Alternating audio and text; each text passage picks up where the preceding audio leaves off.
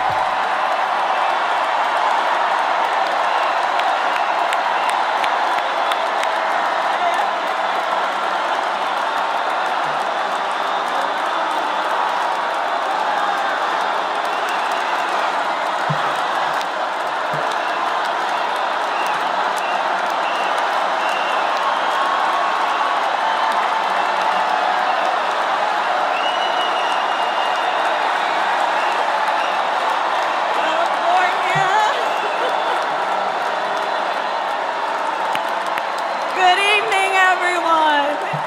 Good evening. Good evening.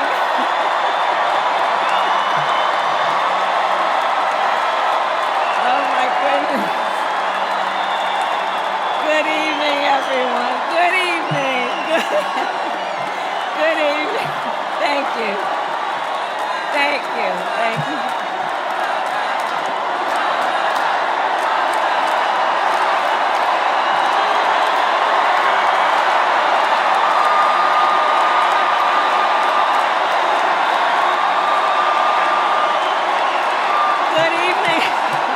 Thank you. Thank you. Thank you. Thank you. Thank you, everyone. Thank you. Thank you. Thank you. Thank you all.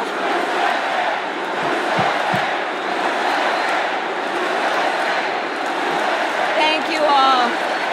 Okay, we got to get to some business. Okay. Thank you all. Okay. Thank you.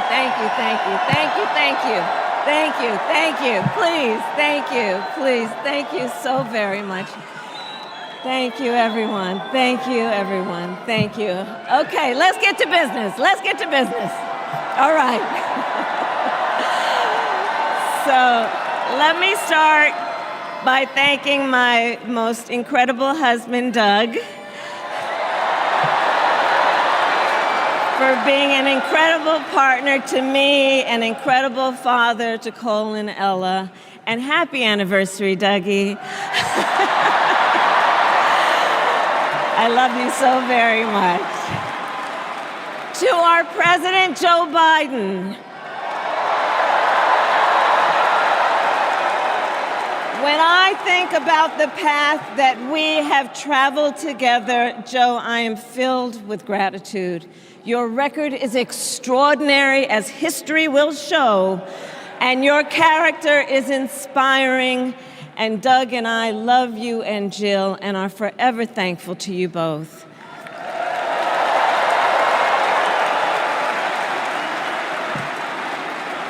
And to Coach Tim Walz,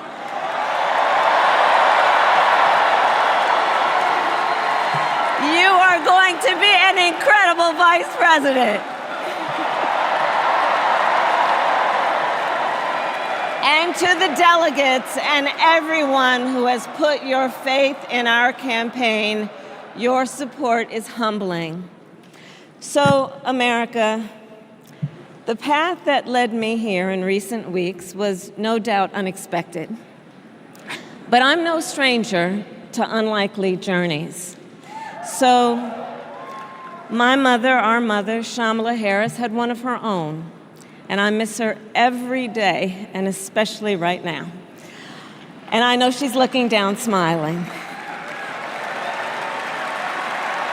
I know that. So my mother was 19 when she crossed the world alone, traveling from India to California with an unshakable dream to be the scientist who would cure breast cancer.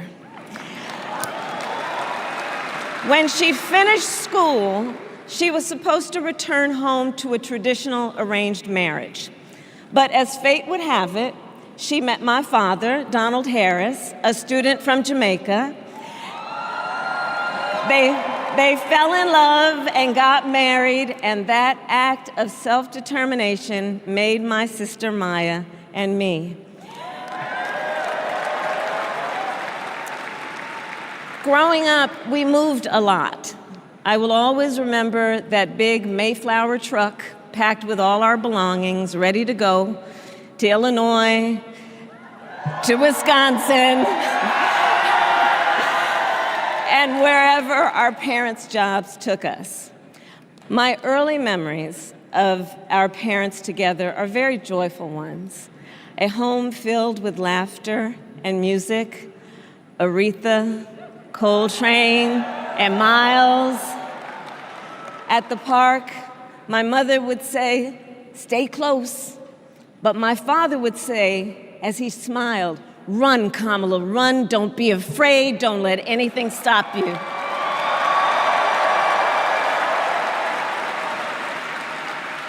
From my earliest years, he taught me to be fearless. But the harmony between my parents did not last. When I was in elementary school, they split up. And it was mostly my mother who raised us. Before she could finally afford to buy a home, she rented a small apartment in the East Bay. In the Bay, you either live in the hills or the flatlands. We lived in the flats. A beautiful working-class neighborhood of firefighters, nurses, and construction workers,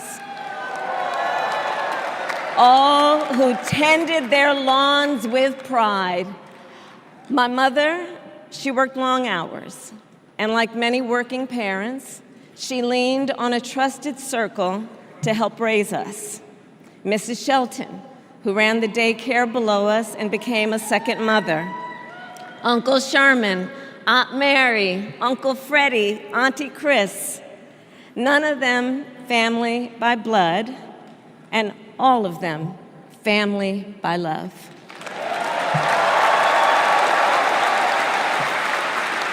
Family who taught us how to make gumbo, how to play chess, and sometimes even let us win. Family who loved us, believed in us, and told us we could be anything and do anything. They instilled in us the values they personified: community, faith, and the importance of treating others as you would want to be treated, with kindness, respect, and compassion. My mother was a brilliant, 5-foot-tall, brown woman with an accent. And as the eldest child, I saw how the world would sometimes treat her. But my mother never lost her cool. She was tough, courageous, a trailblazer in the fight for women's health, and she taught Maya and me a lesson that Michelle mentioned the other night. She taught us to never complain about injustice, but do something about it. Do something about it. That was my mother. And she taught us, and she also taught us, and never do anything half-assed. And that is a direct quote. A direct quote. I grew up immersed in the ideals of the civil rights movement. My parents had met at a civil rights gathering, And they made sure that we learned about civil rights leaders, including the lawyers like Thurgood Marshall and Constance Baker Motley, those who battled in the courtroom to make real the promise of America.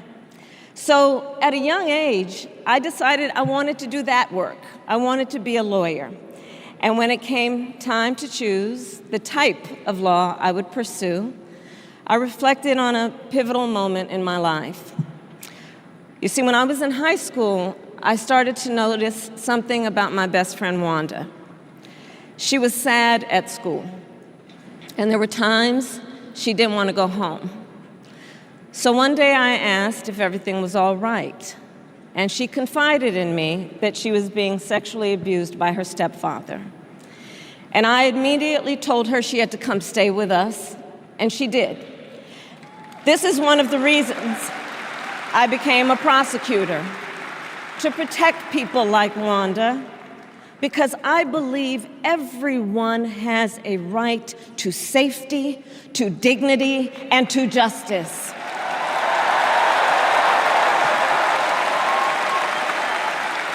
As a prosecutor, when I had a case, I charged it not in the name of the victim, but in the name of the people. For a simple reason. In our system of justice, a harm against any one of us is a harm against all of us.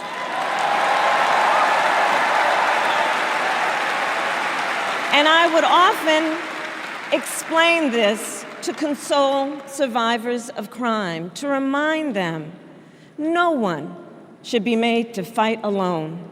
We are all in this together. And every day in the courtroom, I stood proudly before a judge and I said 5 words: Kamala Harris for the people.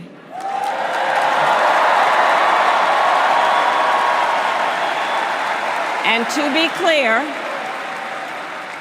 be clear, my entire career, I've only had one client, the people. And so, on behalf of the people, on behalf of every American, regardless of party, race, gender, or the language your grandmother speaks, on behalf of my mother and everyone who has ever set out on their own unlikely journey, on behalf of Americans like the people I grew up with, people who work hard, chase their dreams, and look out for one another, on behalf of everyone whose story could only be written in the greatest nation on earth, I accept your nomination to be President of the United States of America.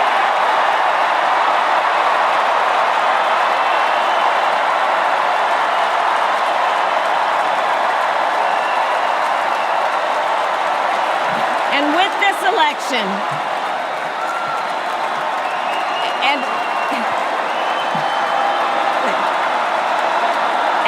this election, our nation with this election has a precious, fleeting opportunity to move past the bitterness, cynicism, and divisive battles of the past, a chance to chart a new way forward. Not as members of any one party or faction, but as Americans. And let me say, I know there are people of various political views watching tonight, and I want you to know, I promise to be a president for all Americans. You can always trust me to put country above party and self, to hold sacred America's fundamental principles, from the rule of law to free and fair elections to the peaceful transfer of power.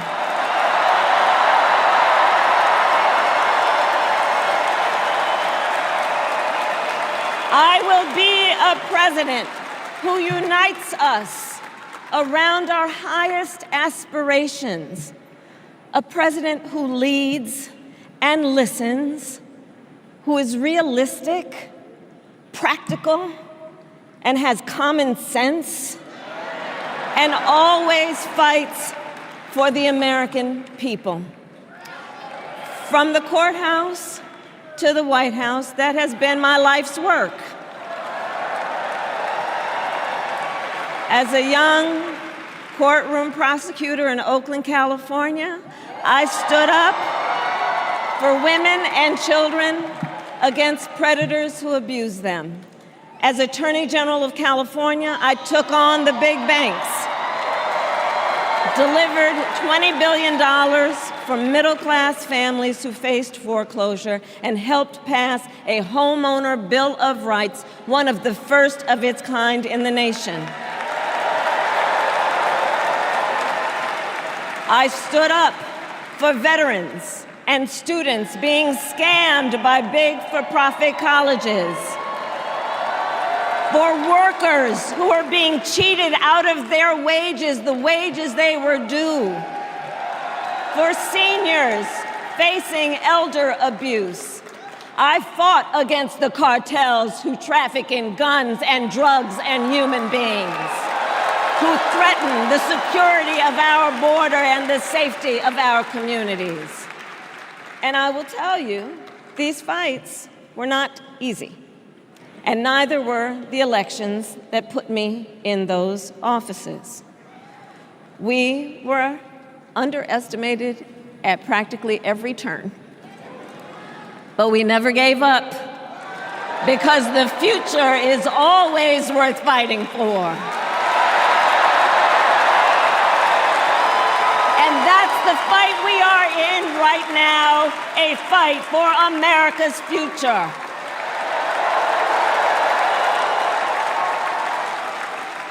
Fellow Americans, this election is not only the most important of our lives, it is one of the most important in the life of our nation.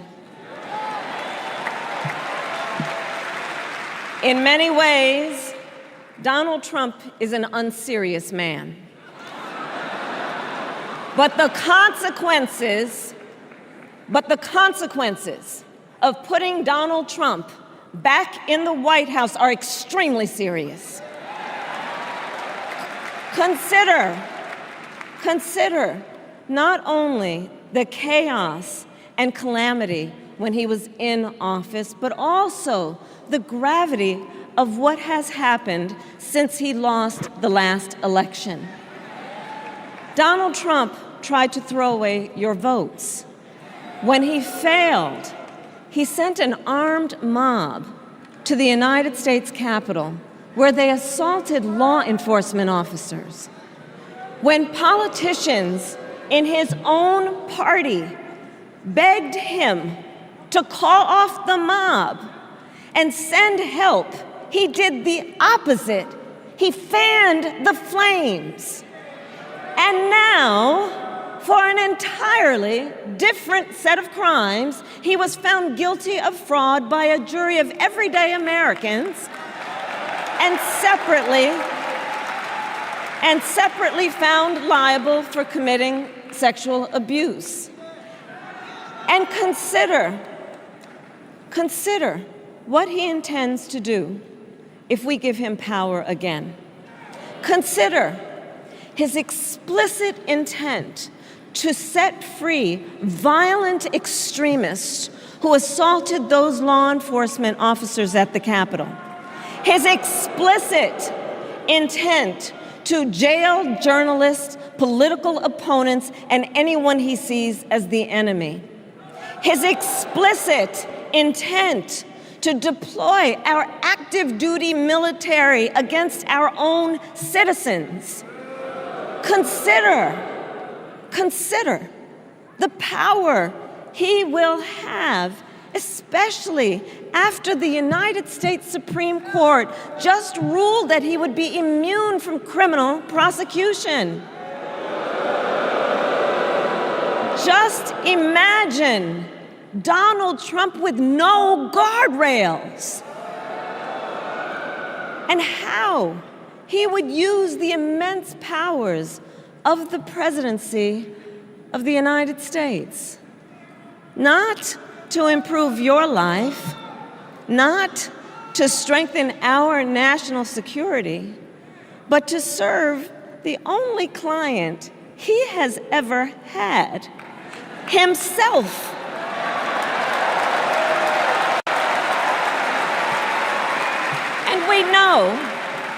And we know what a second Trump term would look like. It's all laid out in Project 2025, written by his closest advisors, and its sum total is to pull our country back to the past. But America, we are not going back. We are not going back. We are not going back. We are not going back to when Donald Trump tried to cut Social Security and Medicare. We are not going back to when he tried to get rid of the Affordable Care Act, when insurance companies could deny people with pre-existing conditions. We are not going to let him eliminate the Department of Education that funds our public schools. We are not going to let him end programs like Head Start that provide preschool and childcare for our children. America, we are not going back.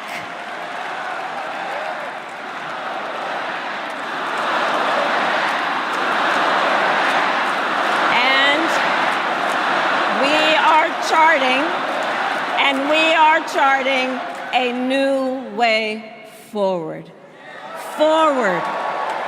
To a future with a strong and growing middle class, because we know a strong middle class has always been critical to America's success. And building that middle class will be a defining goal of my presidency.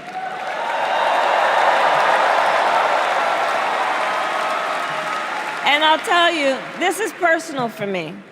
The middle class is where I come from. My mother kept a strict budget. We lived within our means, yet we wanted for little. And she expected us to make the most of the opportunities that were available to us and to be grateful for them. Because, as she taught us, opportunity is not available to everyone. That's why we will create what I call an opportunity economy, an opportunity economy where everyone has the chance to compete and a chance to succeed. Whether you live in a rural area, small town, or big city. And as president, I will bring together labor and workers and small business owners and entrepreneurs and American companies to create jobs, to grow our economy, and to lower the cost of everyday needs like health care and housing and groceries. We will provide access to capital for small business owners and entrepreneurs and founders. And we will end America's housing shortage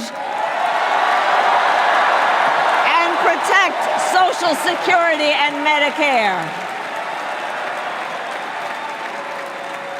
Now compare that to Donald Trump, because I think everyone here knows he doesn't actually fight for the middle class. He doesn't actually fight for the middle class. Instead, he fights for himself and his billionaire friends. And he will give them another round of tax breaks that will add up to $5 trillion to the national debt.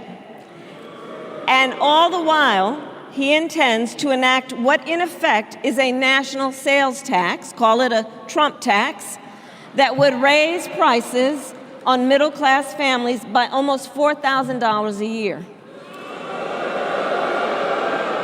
Well, instead of a Trump tax hike, we will pass a middle-class tax cut that will benefit more than 100 million Americans.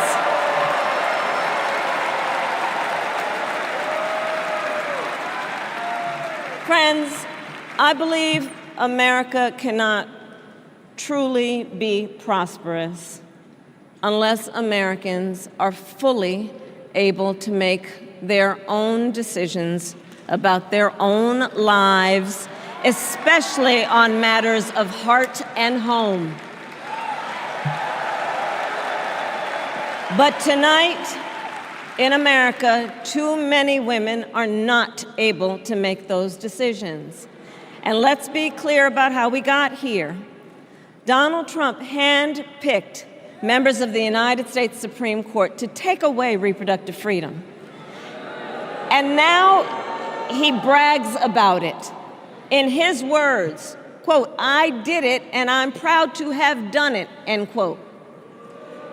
Well, I'll tell you, over the past 2 years, I've traveled across our country, and women have told me their stories. Husbands and fathers have shared theirs. Stories of women miscarrying in a parking lot, developing sepsis, losing the ability to ever again have children, all because doctors are afraid they may go to jail for caring for their patients. Couples just trying to grow their family, cut off in the middle of IVF treatments. Children who have survived sexual assault, potentially being forced to carry a pregnancy to term. This is what's happening in our country because of Donald Trump. And understand, he is not done. As a part of his agenda, he and his allies would limit access to birth control, ban medication abortion, and enact a nationwide abortion ban with or without Congress. And get this,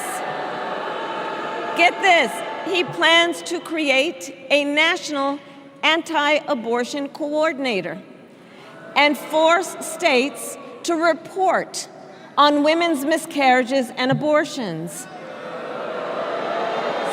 Simply put, they are out of their minds.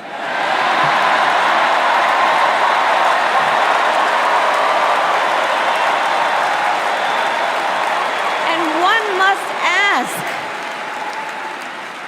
one must ask, why exactly is it that they don't trust women? Well, we trust women. We trust women. And when Congress passes a bill to restore reproductive freedom, as President of the United States, I will proudly sign it into law.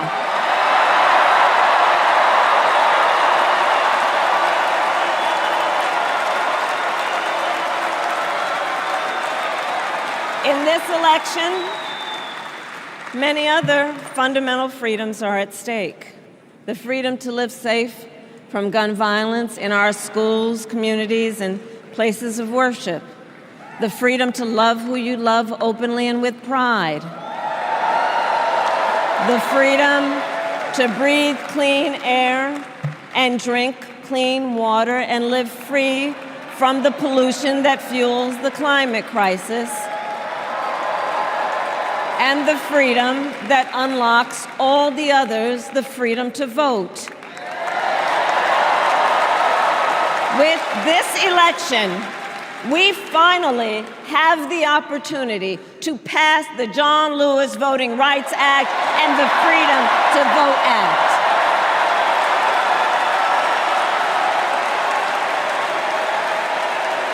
And let me be clear. After decades in law enforcement, I know the importance of safety and security, especially at our border. Last year, Joe and I brought together Democrats and conservative Republicans to write the strongest border bill in decades. The Border Patrol endorsed it. But Donald Trump believes a border deal would hurt his campaign. So he ordered his allies in Congress to kill the deal. Well, I refuse to play politics with our security, and here is my pledge to you. As president, I will bring back the bipartisan border security bill that he killed, and I will sign it into law.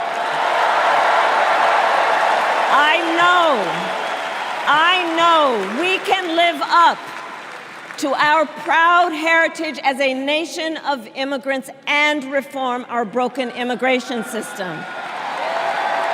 We can create an earned pathway to citizenship and secure our border.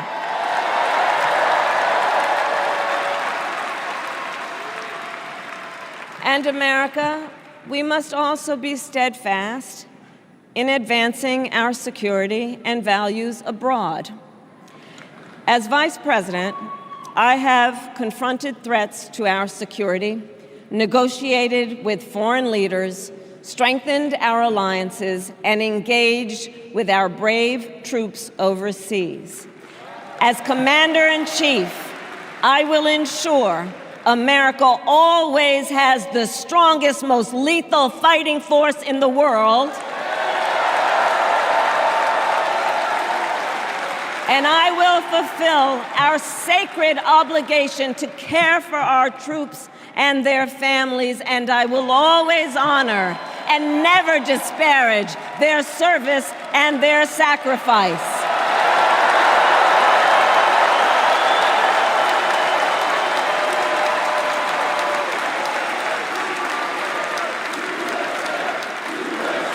I will make sure that we lead the world into the future on space and artificial intelligence, that America, not China, wins the competition for the 21st century, and that we strengthen, not abdicate, our global leadership.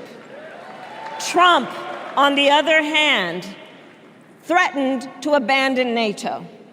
He encouraged Putin to invade our allies, said Russia could, quote, do whatever the hell they want. 5 days before Russia attacked Ukraine, I met with President Zelensky to warn him about Russia's plan to invade. I helped mobilize a global response, over 50 countries, to defend against Putin's aggression. As president, I will stand strong with Ukraine and our NATO allies.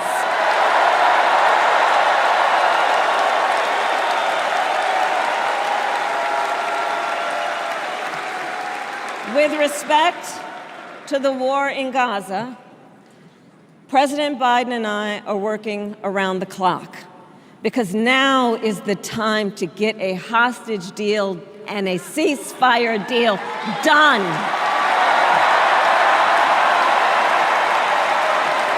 And let me be clear, I will always stand up for Israel's right to defend itself, and I will always ensure Israel has the ability to defend itself, because the people of Israel must never again face the horror that a terrorist organization called Hamas caused on October 7, including unspeakable sexual violence and the massacre of young people at a music festival. At the same time, what has happened in Gaza over the past 10 months is devastating. So many innocent lives lost. Desperate, hungry people fleeing for safety over and over again. The scale of suffering is heartbreaking. President Biden and I are working to end this war such that Israel is secure, the hostages are released, the suffering in Gaza ends, and the Palestinian people can realize their right to dignity, security, freedom, and self-determination.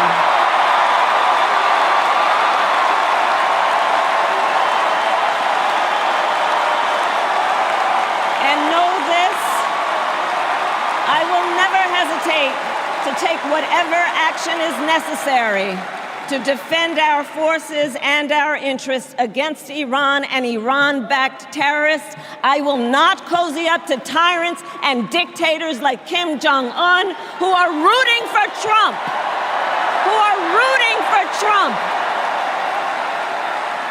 Because, they know he is easy to manipulate with flattery and favors. They know Trump won't hold autocrats accountable because he wants to be an autocrat himself. And as president, I will never waver in defense of America's security and ideals, because in the enduring struggle between democracy and tyranny, I know where I stand and I know where the United States belongs.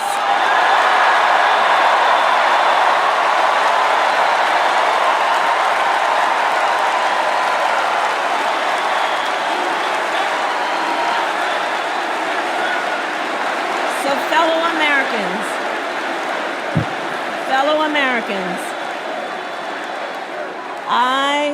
I love our country with all my heart. Everywhere I go, in everyone I meet, I see a nation that is ready to move forward, ready for the next step in the incredible journey that is America. I see an America where we hold fast to the fearless belief that built our nation and inspired the world, that here in this country, anything is possible, that nothing is out of reach.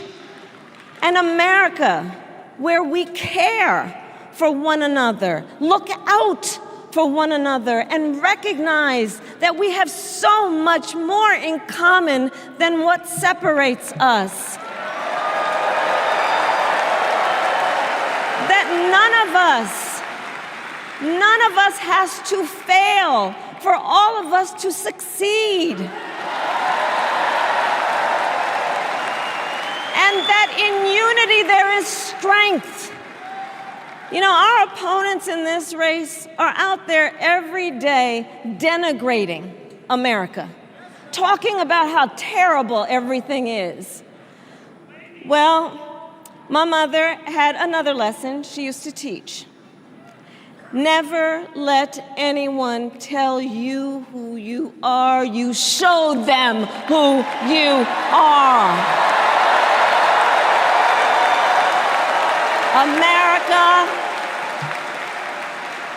let us show each other and the world who we are and what we stand for. Freedom, opportunity, compassion, dignity, fairness, and endless possibilities.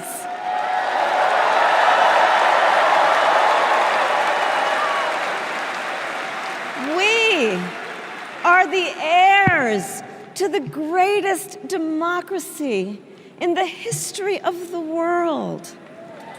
And on behalf of our children and our grandchildren and all those who sacrificed so dearly for our freedom and liberty, we must be worthy of this moment. It is now our turn to do what generations before us have done, guided by optimism and faith, to fight for this country we love, to fight for the ideals we cherish, and to uphold the awesome responsibility that comes with the greatest privilege on earth, the privilege and pride of being an American.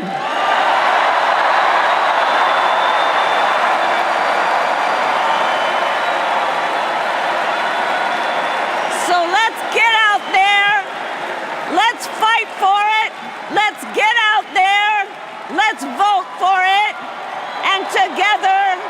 Let us write the next great chapter in the most extraordinary story ever told. Thank you. God bless you, and may God bless the United States of America. Thank you all.